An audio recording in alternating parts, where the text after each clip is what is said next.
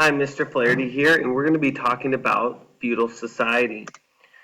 First, let's address our essential question. We're going to evaluate how feudalism impacted people's lives. Specifically, this standard is looking at the civics, or how government impacts people's lives. So the government system that we're going to be looking at is feudalism and how it affected people's lives. Specifically, we're going to look at the strengths of feudalism, the weaknesses, and what improvements and changes could we make to feudalism to make it a better overall system. First, feudalism, the definition, is a political system of local government based on the granting of land in return for loyalty, military assistance, and other services. There is no strong central government or rule under feudalism. If you look at our pyramid, you have the king at the top, followed by the lords, the knights, and the peasants.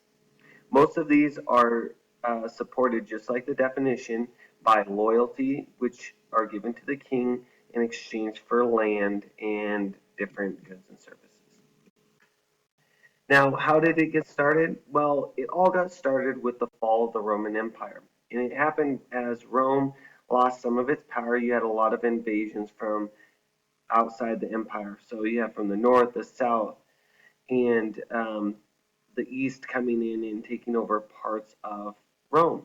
As this began, you had a collapse of central authority. Basically, Rome couldn't protect all the citizens, couldn't protect all the roads, didn't have a police service all around. And this led to more invasions happening. And then because of those invasions, there was less public capital, so basically people making money and jobs, and thus a decline in commerce and trade. So as the Roman Empire fell and decreased, you had a decrease in trade, money, and overall stability by having a police force or army to protect the majority of the people in the Roman Empire. And because of that, you have this huge downfall or anarchy take place because when Rome fell, there was no stable government across the land. The main goal of feudalism is to bring some order to the kind of period of anarchy and uncertainty that was going on. Because life during this time period was short and brutish, and people didn't live very long because of food that they ate, to being just killed because of all the invaders and people taking on, and simply put, people's lives were short because they were taken from them.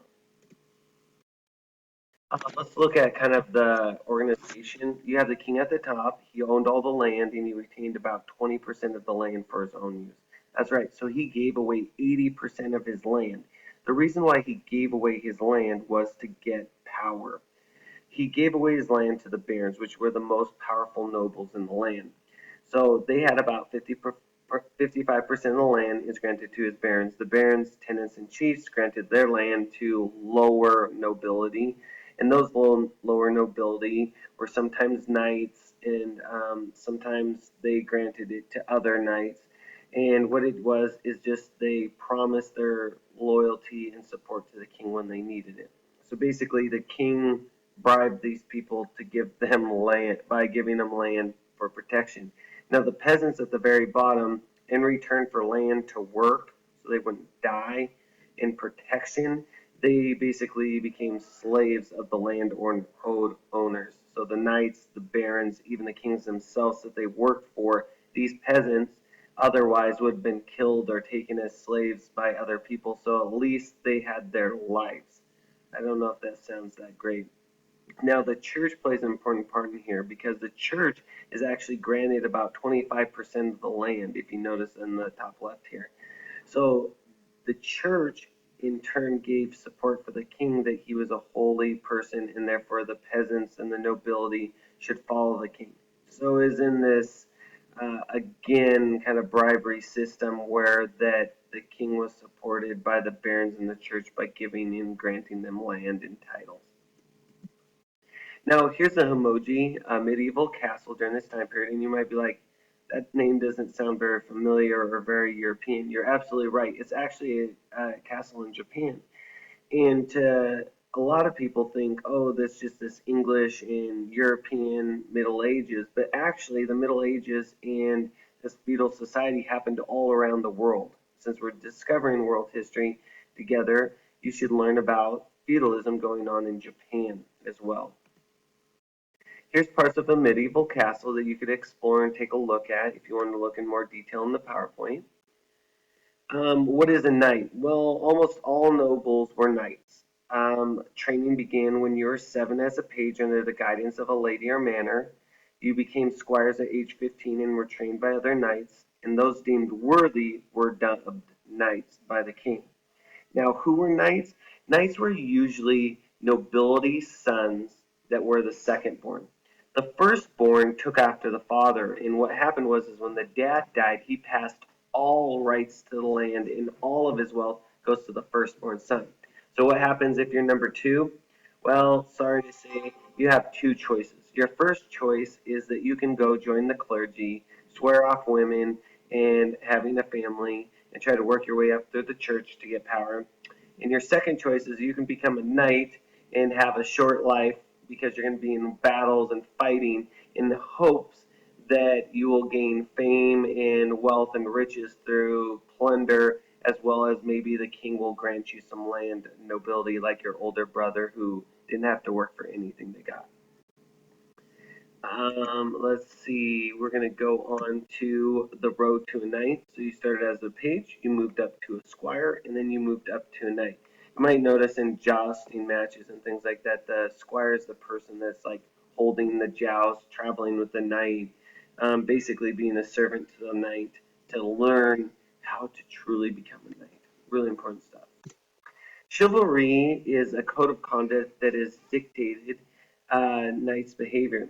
So this is a set of rules outline the training a boy had to pass to become a knight. So stage one was a page, stage two a squire. These helped to improve the rough and crude manners of this time period.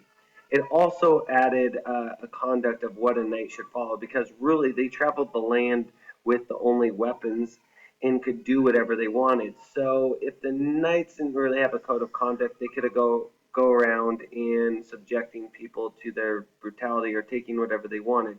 So chivalry was kind of a code of conduct to encourage positive behavior of those that had all the power.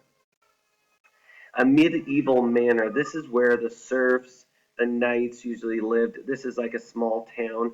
You might have the manor houses being the knight or lower nobility. The upper nobility or the barons actually lived in like castles and more fortress style land. So this small village is more conducive to somebody of lower stature. I mean, they still are in charge of this land, but they're in charge of all the peasants that farm in the common pasture, the village, the church, the priest's house.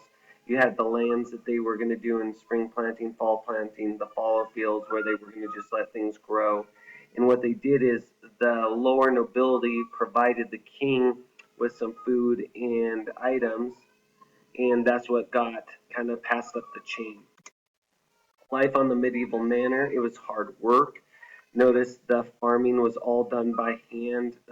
Some tilling of the land was done by horses when they figured out how to make metal to drag through the plow through the fields with the first plows. But otherwise, all work was done by hand, as in the picture to the top right of the peasants working on the castle. Now on to the workers in the manor. So there were two groups of peasants that worked on the manor. You had the freemen and you had the serfs. The serfs, the freemen were skilled workers that paid rent that could usually leave the manor whenever they wished. They usually had a skill needed by others on the manor. So this is like your blacksmith or your skilled workers. Now, they were really important because they had to be trained, and usually, sorry, those trained folks had to train most of their life to be as an apprentice before they could work on their own. Now, this was really hard because life was really short, so you literally worked half your life training, and then you worked the second half of your life actually having the freedom. These were usually got paid more. They were at a little higher stature than the serfs. They could travel where they wanted to. These are like merchant class too. The serfs were workers bound to the land by contract with the nobles. Basically, if you were a serf, you were allowed to work a set of land on the noble's land to farm, but you had to give everything to the noble. You could keep a little farm next to your hut, that was that you could grow food on just for yourself to survive, but literally you had to provide all the food, all the work of your labor to the nobility just so you'd get protection. Because outside of the protection of the manor, you could be killed by the Visigoths through all these different tribes, through these raiders, to other knights or people that wanted to take whatever you had. You had literally no protection. So that's why people lived on these manors. So the feudal contract kind of looked like this. You had the lords and the vassals. Simply put, lords were upper class, vassals were the lowest of the class. The lords provided protection to the vassals, and the vassals provided service to the lords. And it just kind of worked in this manner. Now, the king was just a little higher than a lord. Really, they were just the representative of the lords. They made the first decisions of what would be best for the kingdom because they were chosen by the lords or as the fiercest fighter or the best leader. And then that passed on to their sons. Here's a construction or the power of pyramid. Yeah, the serfs and freemen at the bottom. They provided labor to the lower nobles, which were the knights, which provided protection. And then you had the loyalty and military service were provided to the powerful nobles, which the powerful nobles gave land and overall protection to the lesser knights. And then you had the king at the top, which was provided by loyalty and service by the powerful nobles, which they granted land to those nobles. So what we're going to do is we're going to do a little review. So I'm going to have you answer these questions on your own, and then I want you to pause the video because we're going to go through the answers in a second. So go ahead and pause it right now.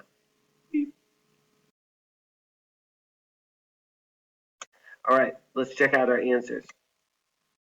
So, question one, everyone owed loyalty to the king. Two, nobles were really the most powerful. They got land from the king. Lesser nobles and knights gave military service in return for land. Remember, that's usually the second born son. Serfs were bound to the land and they worked in return for protection. Freemen were the skilled workers, like the blacksmith, like the architects. They paid rent to the nobles and were free to move if they wanted to. That's the end. So what we're going to do is let's review some of our information. Let's evaluate how feudalism impacted people's lives. So strengths, what are some of the good things? Well, some of the good things of parts of feudalism are this. There's anarchy, chaos, and invading people everywhere. There's no government, nothing to protect people's lives. So in some regards, this chaos and anarchy provided people with a safe place to go. It also provided some kind of system of organization for things to improve and something that people could count on rather than the chaos of no government. Some weaknesses were that people were basically slaves.